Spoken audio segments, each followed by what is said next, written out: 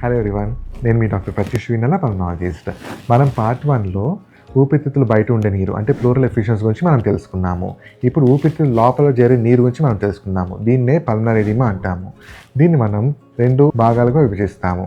మొదటిది వచ్చేసి cardiogenic pulmonary oedema, రెండోది వచ్చేసి non cardiogenic pulmonary oedema. Cardiogenic pulmonary oedema అంటే గుండె సంబంధిత వ్యాధులు, అంటే హార్ట్ ఫెయిల్యూర్ వల్ల కానీ, గుండెపోటు వల్ల కానీ, లేదంటే హార్ట్లో ఉండే వాల్వ్స్ లీక్ అవ్వటం వల్ల కానీ, ఏదైనా గుండె సమస్యల ద్వారా నీరు చేరితే ఊపిరితిత్తులు, దాన్ని కార్డియోజెనిక్ పల్మనరీ ఎడిమా అంటాము.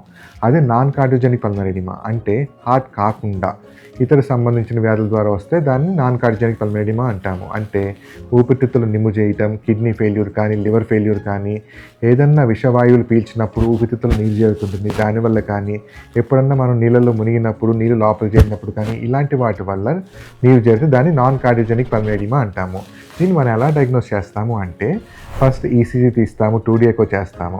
ఇది హార్ట్ది కాదు అనుకున్న తర్వాత మనం బ్లడ్ టెస్ట్లు కానీ, స్కానింగ్లు కానీ చూసి అది హార్ట్ ప్రాబ్లం కాకుండా లివర్ ప్రాబ్లమా, కిడ్నీ ప్రాబ్లమా, లేదంటే ఇంకా దేని వల్ల ఇన్ఫెక్షన్ వల్ల వచ్చిందని చూసుకొని దాన్ని బట్టి మనం డయాగ్నోస్ చేసి ట్రీట్మెంట్ ఇస్తాము.